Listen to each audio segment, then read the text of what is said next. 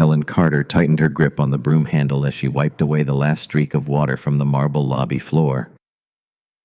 Genesis Labs headquarters gleamed under the bright LED lights, a symbol of progress and modern science.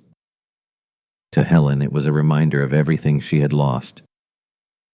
She caught her reflection on the polished elevator doors. 28-years-old hair tied in a practical bun, wearing a blue janitor's jumpsuit that smelled faintly of disinfectant. Once she had worn a lab coat in a place like this.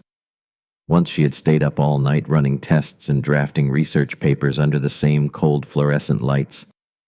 That was 7 years ago, before everything collapsed. Outside, the first hints of dawn glowed beyond the glass atrium. Helen looked at her phone. 2 missed calls from the landlord. A third message appeared as she watched. Final warning. Pay up by Friday or vacate the room by Monday. She pressed her lips together and slipped the phone back into her pocket. She could not let her mother know. Mom believed she was still working at a small clinic, that she was doing fine, that all the sacrifices to send her to grad school had not gone to waste.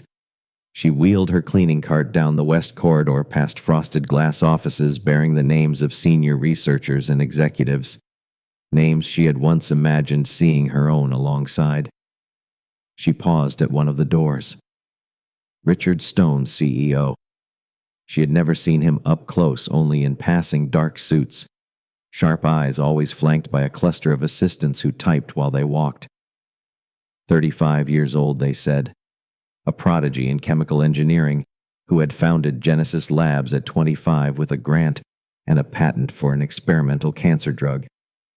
Now he ran one of the fastest-growing pharmaceutical companies in the state. Helen had read every line of his early papers back when she was a doctoral student. She remembered quoting one of his hypotheses in her thesis draft. It felt like a lifetime ago. Now she cleaned the scuff marks off the corridor floors outside his office. She pushed her cart into the next hallway, pausing by the break room to refill her bucket. Her phone buzzed again. This time it was a message from her mother. "Good morning, my love. How is work? I hope you are eating well." Helen stared at the screen, swallowing the hard knot in her throat. She typed back quickly. "Morning, Mama. Everything is good. Heading to work now. Talk later." She set the phone aside and ran hot water into the bucket. Steam rose against her face. She closed her eyes. She thought of the news article that had ruined everything. Young researcher accused of data tampering. She had never done it. She had spent months proving every number in her work, but the department head had found an easy scapegoat for funding that mysteriously disappeared. She had been 21, bright and naive, no lawyer, no chance. By the time the truth flickered out years later in whispers no one cared, she was already blacklisted. No references, no grants, no interviews. So now she cleaned.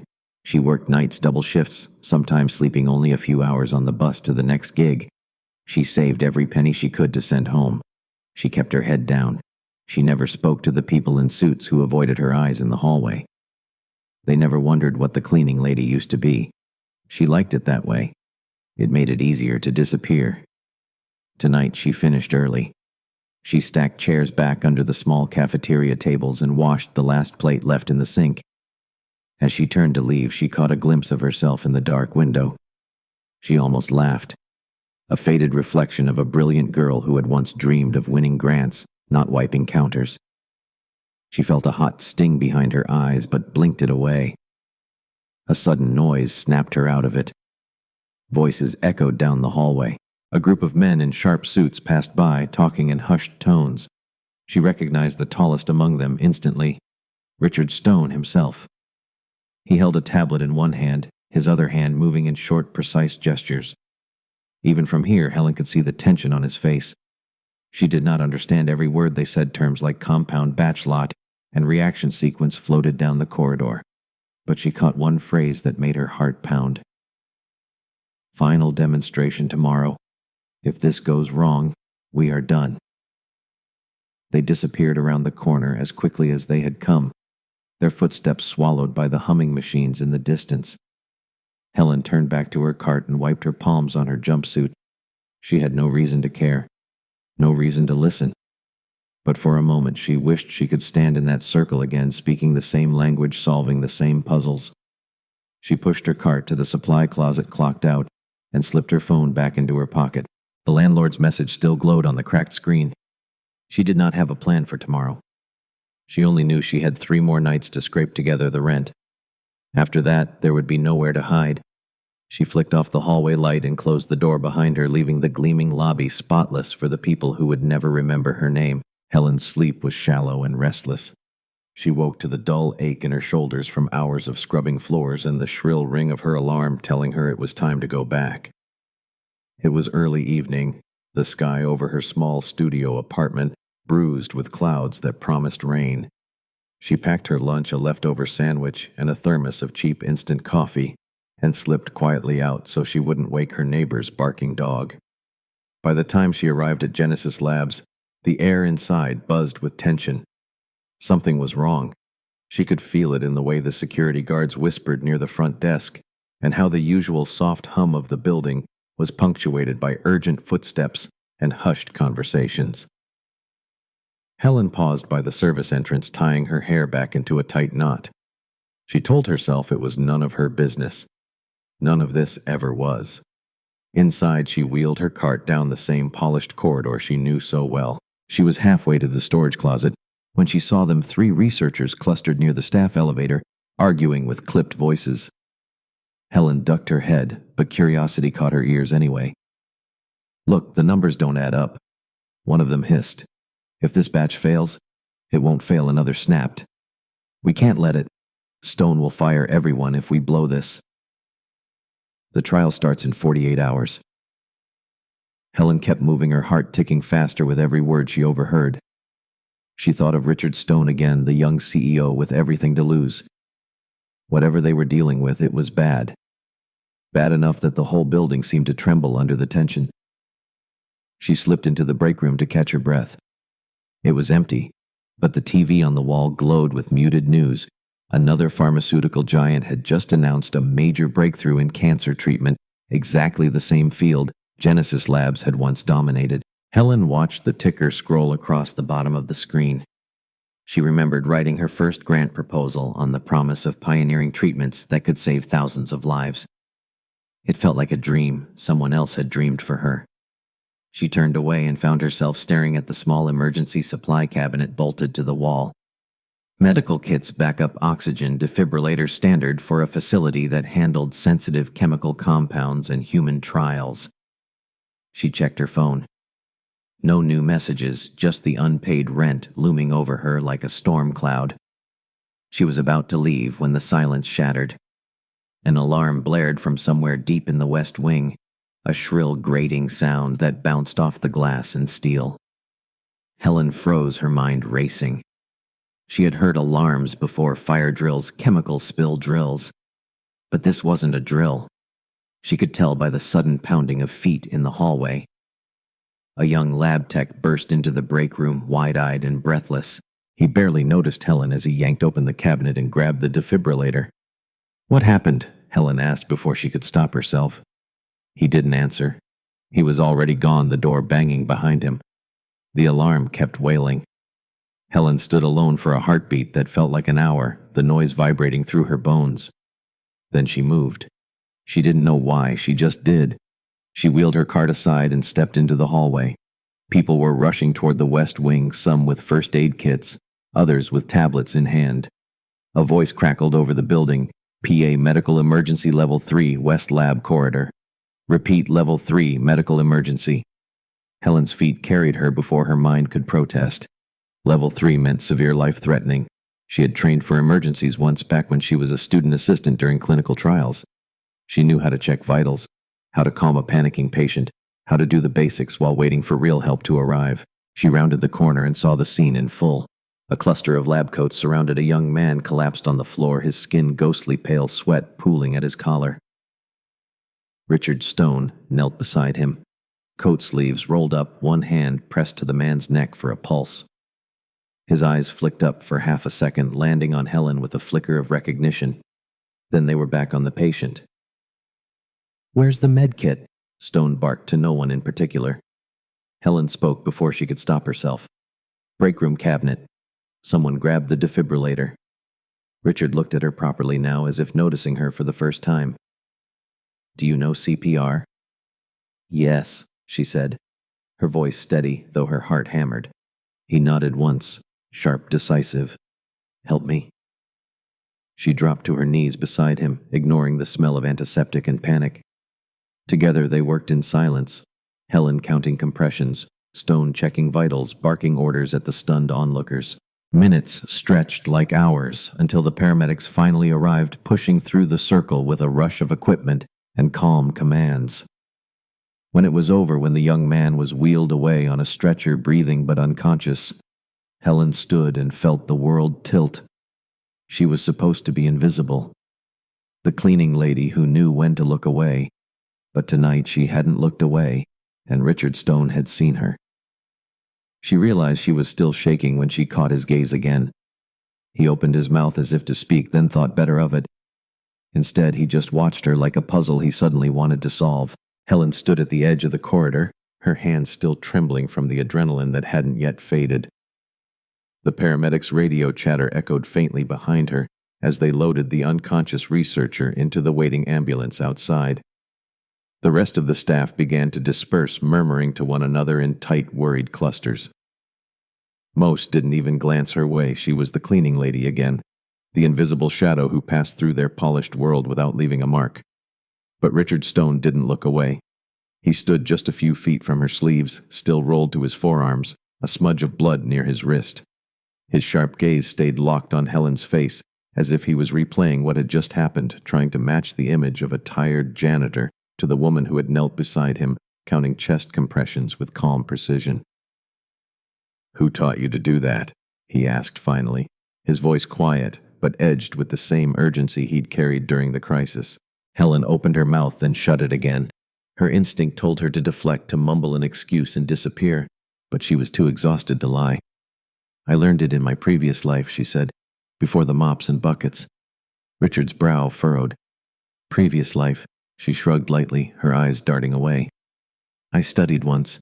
Biomedical sciences. Did some early field work in clinical labs." He let out a short, disbelieving laugh. "You hear scrubbing floors?" There was no mockery in his voice, only raw confusion. Maybe a little anger that didn't belong to her, but to the injustice of it. "I had my reasons." Helen said, her tone clipped but not unkind. She stepped around him, pushing her cart slowly down the hall, her worn sneakers squeaking against the gleaming tiles. But Richard fell into step beside her. He wasn't the type to let a question hang unfinished. "Where did you train?" he asked. Helen kept her eyes fixed ahead. "State University. Top of my class for a while. Published some early work on protein sequencing. Doesn't matter anymore." "It does to me," he shot back, stopping her with a gentle touch on her arm. His hand was warm against her sleeve. "Why here, Helen? Of all places you could be, I could be nothing." She interrupted, the words escaping sharper than she intended. She pulled her arm back. "I'm exactly where I'm allowed to be, Mr. Stone. Please don't make this into something it's not." They stood in the middle of the empty corridor. Helen felt the weight of the polished walls pressing in on her, the hush of humming lights, the distant clatter of a dropped tray somewhere far away. Richard studied her in silence, his eyes searching her face for something she wasn't ready to offer. Finally, he stepped back, his hands falling to his sides. "Thank you," he said, voice lower now, "for what you did tonight. You didn't have to." Helen gave a small, tired smile. "Yes, I did." And before he could ask more, she steered her cart into the staff elevator, the doors sliding shut between them with a soft sigh. That night, Helen lay awake on her narrow bed, the city's dull glow slipping through the crack in her curtains. She stared at the ceiling, replaying every moment, her hands pressing down in rhythm with Richard's steady voice, the smell of antiseptic, the flicker of recognition in his eyes. She hadn't let herself think about her old life for a long time. She'd boxed it away, her degrees, her lab coats, her notebooks filled with careful calculations and wild dreams. A different person's memories. But tonight, she'd felt that spark flicker in her chest again, bright enough to make her wonder if it had really died at all. Her phone buzzed on the nightstand, a new message. She flinched at the unfamiliar number until she opened it. "Thank you for what you did. We need to talk." R. No signature, but she didn't need one. Helen stared at the message until the screen dimmed and went dark. She could pretend tomorrow that she'd never read it. She could show up with her mop and bucket, keep her head down, keep her past buried. That was the safe choice, the invisible choice. But deep down, she already knew she wouldn't. The next evening, Helen stepped off the bus a few blocks earlier than usual. Instead of heading for the back entrance where the other custodial staff clocked in, she slipped through the front lobby doors, ignoring the suspicious glance from the receptionist, who clearly didn't know what to make of her presence there. She found Richard exactly where she knew he'd be, alone in his office on the top floor, the skyline flickering through the wall of glass behind him. He was pacing a tablet in one hand, his other hand raking through his hair in frustration. When Helen knocked softly on the doorframe, he stopped mid-step, surprised but not displeased. He set the tablet down and gestured her inside. "I didn't think you'd come," he admitted. Helen crossed her arms loosely, feeling oddly exposed under the bright office lights. "I wasn't sure either." "But you asked." Richard gestured to the chair across from his massive desk. She stayed standing. He didn't push it. "I looked you up," he said, "or tried to. There's not much to find. You disappeared right after your second year in the grad program. No publications since then. No lab credits. Just gone." Helen didn't flinch. Life got complicated. He leaned against the edge of his desk, studying her the same way he might study a new chemical compound, trying to see what lay beneath the surface. "I don't like mysteries in my company." "Then maybe I'm not meant to be here," Helen said evenly. But her voice was softer this time. She didn't look away. Richard's mouth curved into something like a smile, wry, but warmer than she'd seen before. "Or maybe you're exactly where you're meant to be, just not pushing a mop." Richard leaned back on the edge of his desk, arms crossed loosely, eyes never leaving Helen's face. The quiet hum of the city drifted in through the glass, but inside the office, the silence pressed heavy between them. Helen stayed standing by the door. She wasn't sure why she hadn't just walked away when he'd started digging. Maybe because she could still feel the ghost of that moment in the corridor, his voice steady beside hers, the weight of trust that had flickered between them when everything else was chaos. "I don't know what you're looking for," she said finally. Her voice was calm, but her fingers curled slightly against her coat pocket. "An explanation. An apology for not fitting into the box." "You think I should?" Richard's jaw tightened, not in anger, more like frustration at something he hadn't yet named. "I'm not looking for an apology, Helen. I'm looking for an answer." He pushed away from the desk and stepped closer, close enough for her to see the faint smudges of fatigue under his eyes. "You saved a man's life yesterday, with skills you shouldn't have in a job that shouldn't exist for someone like you." Helen's mouth twitched at the edge. "Someone like me." He ignored the bait. "You could have left him to the paramedics, but you didn't. You didn't hesitate, you didn't panic. That tells me you're used to emergencies, to solving things under pressure." She met his gaze, steady and unflinching. "It was just CPR." "No." He shook his head. "It wasn't just CPR. You knew what drugs they'd need. You knew how to talk to that idiot on the phone when dispatch messed up the instructions. You knew what you were doing, Helen. So tell me, what are you really doing here, sweeping floors at midnight in a building that runs on minds like yours?" She let out a soft breath. Her shoulders dropped, the tension easing just enough for the truth to slip through. "Because floors don't judge me," she said. "Because they don't ask for resumes or recommendation letters.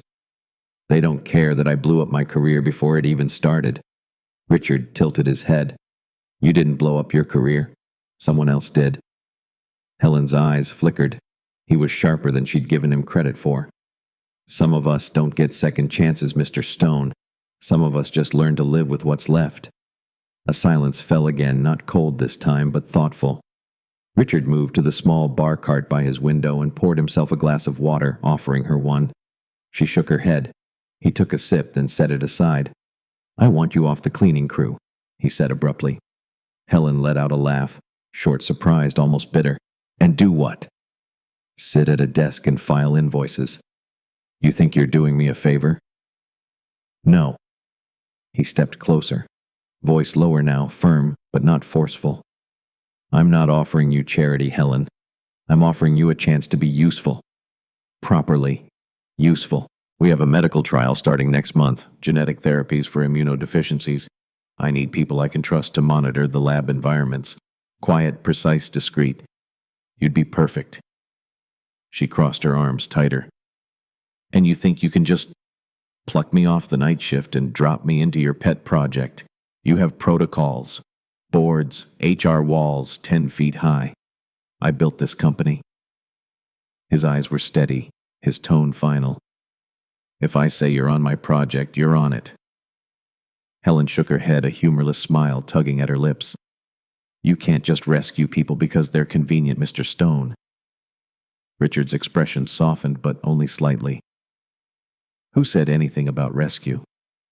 This is me being selfish. I want the smartest people I can find in my labs. And yesterday proved something. You're still that person, whether you admit it or not. Helen's pulse thudded in her throat. Part of her wanted to believe him, to believe that some doors once slammed shut could swing open again if someone pushed hard enough. But another part, the part that remembered too many slammed doors, whispered that he was wrong. She looked at him, searching for any sign that this was a game, a test, another rich man's puzzle to solve for his own amusement. But Richard only held her gaze calm, unwavering. Think about it, he said. 1 week. I'll handle the paperwork. You'd keep your pay. Better, actually. And you'd have a desk, not a mop. It's not a proposal, Helen. It's an offer. Helen let out a shaky breath. And if I say no, Richard shrugged, then you keep cleaning the halls. But I'd rather not waste someone like you on floors that don't care who you are. Helen didn't answer. She stepped backward, hand on the door, pulse drumming in her ears. She had survived by staying invisible, no attachments, no risks, no one expecting more than she could give. And now this man, this too young CEO with tired eyes and relentless certainty, wanted her to step back into the light. Good night, Mr. Stone, she said finally. But as she left his office, the word that clung to her wasn't night. It was offer. Helen showed up at the lab 2 days later. She told herself she hadn't made a decision yet, that she was just curious, that she'd come to tell Richard in person that he was out of his mind. But when the elevator doors opened on the 22nd floor, and she stepped out onto polished tiles that smelled faintly of antiseptic and possibility, she knew she was lying to herself. Richard wasn't there to greet her. Instead, a young technician with a nervous smile handed her a badge that didn't say janitorial but consultant lab access. He gestured her through the secured door, mumbling something about Dr. Jensen wanting her in the clean room. Helen moved through the bright corridors like a ghost in borrowed skin. Inside the lab, clusters of young researchers in white coats hovered over monitors and containment hoods. The air hummed with the quiet intensity she hadn't felt in years, a symphony of hums and beeps that felt like home and exile all at once. Dr. Jensen, mid-30s, bright-eyed, all-coiled energy, spotted her immediately. Helen Wright, the one Mr. Stone vouched for. Good. We've got an anomaly in the culture samples. Contamination in batch C. We think it's the storage environment, but nobody can find the breach. He handed her a tablet without waiting for her to respond. Helen took it, the weight of it familiar. Data streams flickered under her fingertips. Temperature logs, humidity readouts, filter cycle records. She scanned them, the world narrowing to numbers and patterns. The lab techs watched her from the corner of their eyes, whispering behind gloved hands. Helen ignored them. She traced the failure back to the door sensors, too much fluctuation in the last 3 cycles. She flipped the tablet around to show Dr. Jensen. Your airlock seal's failing at the latch, probably microfractures. Replace the whole panel, re-sterilize batch C, double the filter cycles for 72 hours. Jensen blinked at her, then looked at the data again. He barked an order over his shoulder. Grace, pull up maintenance logs for door 3. Run Helen's fix. He turned back to her with something like respect softening his brisk tone. Good eyes. You used to work clean rooms. Helen shrugged. Something like that. For the next 3 hours, she drifted through the lab like an uninvited guest who somehow owned the place more than the people paid to be there.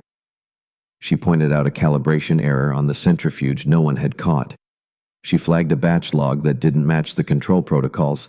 Each time Jensen would nod, make a note, bark a correction to someone half her age with a resume twice as polished. When Richard finally appeared, he found her by the far workstation, sleeves rolled up, cross-checking temperature logs against live readings. He leaned against the doorframe, arms folded, that infuriating half-smile on his face. "How does it feel?" he asked. She didn't look up. "Like being back in a house that doesn't want you." Richard pushed away from the wall and stepped closer. "Maybe the house needs new tenants." She met his eyes then, and he saw it, the old spark that still flared despite all the dirt and weight she'd learned to carry to keep it hidden. "You're testing me," she said. "I'm seeing what you already know," he corrected. "That you belong here." Before she could respond, Dr. Jensen called over. "Helen, come check this." She glanced at Richard, then at the workstation, her feet already moving before her brain could stop them. When her shift ended, she returned the borrowed lab coat and stepped out into the hallway, badge still clipped to her shirt. Richard was waiting by the elevator. "You did good work," he said. "Jensen wants you on the trial full time. I'll handle the contracts." Helen let out a laugh that was half exhaustion, half disbelief. "You think I'm staying?" "This was a favor, Stone. You said 1 week. He stepped closer, voice dropping. "And what if it could be more than a week? What if you didn't have to go back to pushing a mop at 2 a.m? Her chest tightened. She wanted to tell him no. She wanted to tell him she liked the freedom of nobody expecting anything. But under the harsh hallway lights, her badge reflected back at her like a dare. "You can't fix what's broken in me," she said. Richard shook his head. "Maybe not, but you can still fix things here. That's enough for me." The elevator arrived. Helen stepped in but didn't hit a button right away. Richard held the door with one hand, eyes locked on hers. 1 week, Helen, he said again. "But you and I both know you won't walk away." As the doors slid shut, she caught her reflection in the mirrored panel, the faint outline of a woman in borrowed clothes standing in a place she'd sworn she'd never see again. By Monday, Helen was no longer invisible. Word spread fast through the building that Richard Stone's new cleaning lady turned consultant had been seen rewriting lab protocols and correcting Dr. Jensen in front of the entire team. It didn't sit well with people who had letters behind their names and credentials. Helen could only dream of printing on a dusty resume she hadn't updated in a decade. She felt it the moment she stepped off the elevator that morning. The sideways glances, the fake smiles that vanished as soon as her back was turned. The way young techs who'd been friendly 3 days ago suddenly whispered when she passed. None of it surprised her. Respect in labs like this wasn't given, it was defended line by line, experiment by experiment. Richard didn't help matters. At the weekly progress meeting, he walked in late, coffee in hand, and dropped into the head chair like a king at court. He didn't bother with small talk. Instead, he turned to Helen, where she sat pressed against the far corner, notebook balanced on her knee. "Helen, why don't you brief everyone on the adjustments you made to batch control protocols?" A murmur of disbelief rolled around the conference table. Dr. Jensen shifted uncomfortably. 2 senior project leads exchanged a glance, the kind that said, "This is a joke, right?" Helen's mouth went dry. She'd planned to slip her notes to Jensen privately. Let him be the one to explain the corrections, keep her name out of it. Now Richard had stripped her cover off in front of the wolves. She cleared her throat, kept her eyes on the numbers. There was a drift in the cold storage humidity sensors. "I matched it to the lot variation in the culture growth. It's small now, but if left unchecked, it could compromise the viability window for transport." She paused, waiting for Jensen to step in. He didn't. Richard gestured for her to continue. "So I adjusted the cycle thresholds by 2% and added a redundant manual check every 12 hours. It's basic. Should stop the drift." One of the senior scientists leaned forward, voice dripping condescension. "And you think you're qualified to implement those changes?" "Why?" Helen held his stare. "Because they work." The room fell silent. Dr. Jensen, to his credit, backed her up. She caught it. I should have seen it, but I didn't. It saved us a ruined batch. The scientist sat back, stung but not finished. Richard folded his arms, expression unreadable. Another voice chimed in a sharp, precise tone. Margaret Lewis, Director of Compliance. Mid-40s, impeccably dressed, reputation for never missing an infraction, no matter how small. Mr. Stone, we have procedures for these adjustments. They must be reviewed, tested, signed off by a licensed lead. You know that. She doesn't have clearance to rewrite protocols. Richard didn't blink. She does now. Lewis's jaw tightened. And what exactly is her title, Richard? Because right now, our cleaning lady is rewriting SOPs. That's a liability. Helen braced herself for him to walk it back to smooth things over with a corporate apology. But Richard just smiled, cold and amused. She's a technical consultant. Effective immediately. If anyone has a problem with that, my door's open. The meeting dissolved soon after, the usual polite murmurs replaced with tight lips and quick exits. Helen packed up her notebook, fingers trembling. Richard waited until they were alone before he spoke. You're welcome, he said. Helen shot him a look sharp enough to cut glass. You hung me out to dry in there. I did what you wouldn't. You want to hide in the shadows forever, be my guest. But if you're going to fix this place, people need to see you do it. She shoved her notebook into her bag. They hate me now. Congratulations. They'll get over it, he said, unfazed. Or they won't. Either way, you did good work, and you know it. That afternoon she found her old janitorial locker cleared out. In its place sat a new ID badge and a small corner desk in the operations office, squeezed between a squeaky file cabinet and a stack of untouched grant applications. No nameplate yet. Just her, a blank wall, and a screen she hadn't touched in years.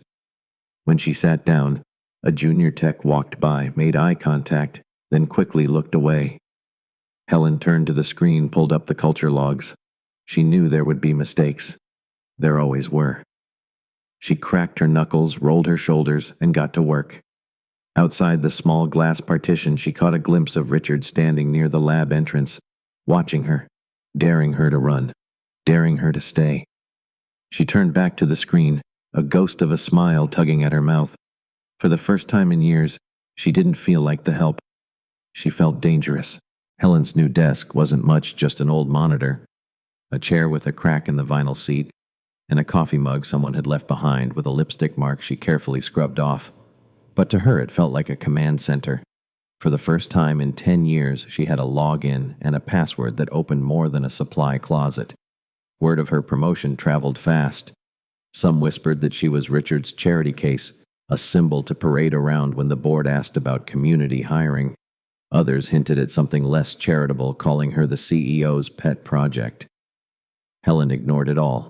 She had more important battles to fight. By Wednesday, she'd immersed herself in the digital mess the labs had become. It took her half a day just to map out the layers of redundant procedures no one had touched since the company's earliest days. It was a miracle any data got processed at all. Richard watched from a distance, checking in but never hovering. Once he dropped by her desk unannounced with 2 coffees.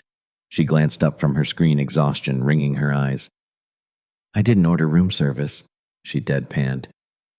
It's called courtesy, or bribery, depending how you look at it, he replied, setting the cup down. She sipped the bitter brew, half grateful, half suspicious. Don't get comfortable. I still might walk. Noted. He leaned against the file cabinet, arms crossed. So, do we have anything useful? Helen spun her monitor so he could see. She'd pulled up 6 months of test failures, highlighting inconsistencies no one had noticed or pretended not to. Look at this string. Batch 218. The proteins degrade every time they hit storage phase B. But there's no follow-up. No flagged incident report. Just a green check mark. Richard frowned. So, someone's cooking the numbers. Or someone's afraid to admit they don't know how to fix it, she said, tapping the screen. Either way, that's your breakthrough if we can lock it down. They spent the next 4 hours dissecting storage data, cross-checking log files, and Helen's fingers flew over the keys like she'd never left the world of code and control charts behind. She forgot about the cracked chair, the stale coffee, the whispers behind the glass. For the first time in years, she felt the old thrill, the quiet click in her brain when the pieces lined up and the pattern emerged from the noise. She remembered what it felt like to be the smartest one in the room and to be hated for it. By dusk, she pushed back from her desk.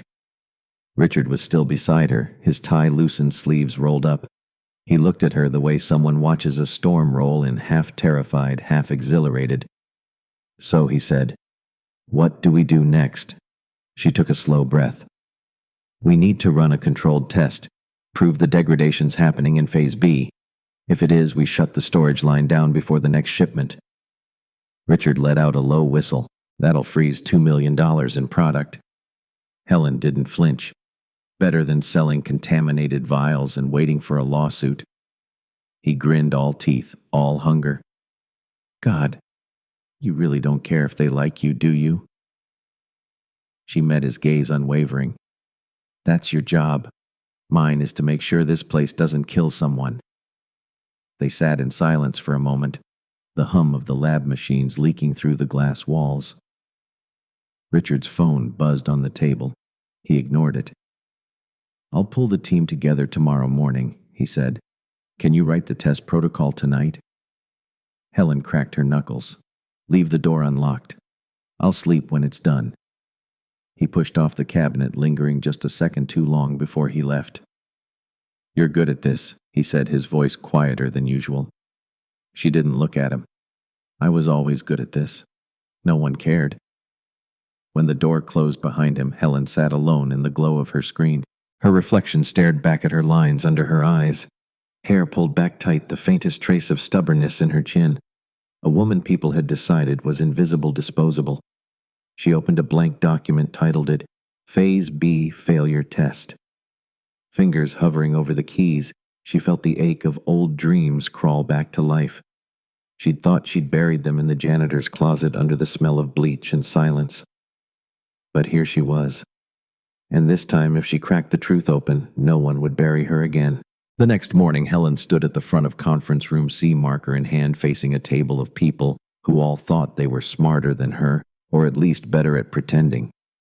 Behind her, the whiteboard was covered in tight, meticulous notes and flowcharts. She'd barely slept. She didn't care. Richard sat at the end of the table, silent but watchful, letting her lead. It was a subtle show of faith that didn't go unnoticed. She could see it in the way Dr. Patel, head of quality control, kept tapping his pen, in the way Lydia from procurement sat with her arms crossed so tight they pressed wrinkles into her silk blouse. Helen didn't mind their stares. She'd faced worse in boardrooms when she was 27 and had to explain basic protocols to men twice her age. If the protein chain degrades in storage Phase B, it's compromised before it ever leaves this building, Helen said. She tapped the last line on the chart. "If we're shipping that to clinics, we're shipping a lawsuit, or worse." Dr. Patel snorted. "We've never had a failure in final testing." Helen turned to him, unblinking. "Because your final testing skips the storage variable. You're testing the product straight out of batch, not after it sits for 72 hours. I've run this model 3 times. I'm not guessing." Patel bristled. "You're not even on the lab team. You're—" "What exactly?" Richard's personal investigator. Helen felt the room tighten.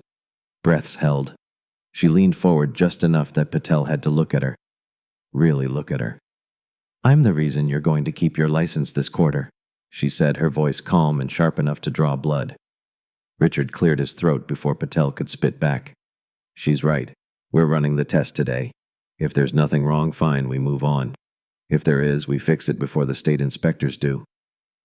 Patel slumped back, defeated for now. Lydia didn't say a word, but Helen caught her glance at the woman beside her, a quick flick of eyes that said, "Watch this one." The meeting ended. People filed out, muttering.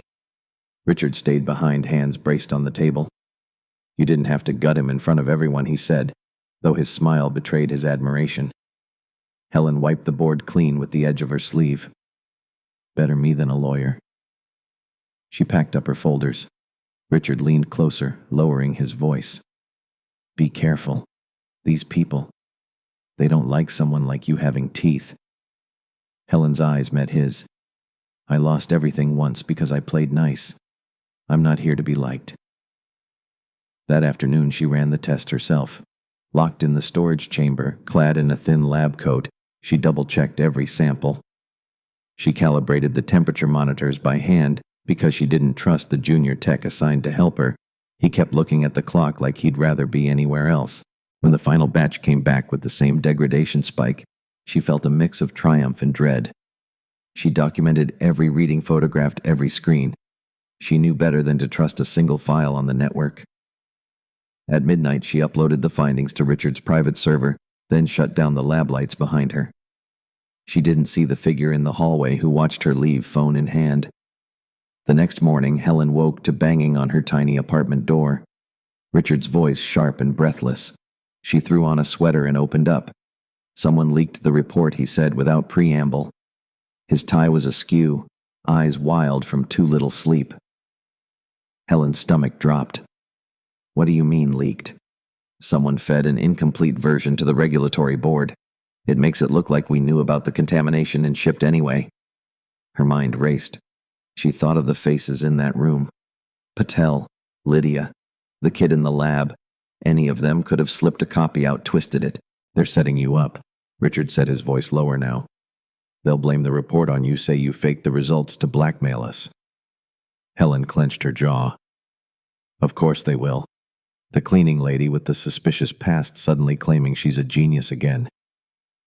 Richard stepped closer, close enough that she could smell stale coffee on his breath. We can fix this, but I need you to be ready. Once we call their bluff, they'll come after you with everything. Helen didn't flinch. She felt that old rage flicker under her ribs, the same fire that had once made her unstoppable until it burned her life down. She met Richard's eyes. Let them come. I'm not running this time. By Monday morning, the company was a boiling pot on the verge of spilling over. News of the leaked report had already hit a few industry gossip sites, their headlines a toxic mix of speculation and scandal. Words like fraud, cover-up, and sabotage stuck to Helen's name like oil stains. In the cafeteria, staff who used to ignore her now whispered as she passed. Some didn't bother whispering at all. She kept her head high as she pushed her cleaning cart down the hall, the same battered cart she'd used since day one. If anyone looked close enough, they'd see the confidential folder hidden beneath the rags and disinfectant bottles. She stepped into Richard's office without knocking. He was pacing, phone glued to his ear, barking orders at a PR team that sounded like they were already drafting a company-wide apology. Spin it now, he snapped into the receiver. I want the word whistleblower out of every draft. She's not the villain here. He looked up, saw Helen, and exhaled relief. Hold on. He ended the call and rounded the desk. They want to suspend you, he said without softening it. Patel and Lydia are pushing for it. They claim you broke into the lab and tampered with test results. Helen raised an eyebrow. So they'd rather torch the company's credibility than admit I was right. Richard leaned on the edge of his desk, scrubbing a hand through his hair. They think they can bury you and pin this on an overzealous cleaner. It's neat, tidy. The shareholders will buy it. Helen didn't respond. She set the folder down on his desk, flipped it open. Inside were printouts of the real test results, time-stamped photos and backup logs she'd stored on an old USB stick, all with her signature and the time-stamped security camera stills she'd quietly pulled from the lab server. I kept these off the network, she said. I knew they'd come for the originals. Richard skimmed the pages, shoulders relaxing a fraction. This could blow the whole thing open. It will. She crossed her arms. But you're not going to release it as some anonymous source. If this goes public, it goes with my name on it.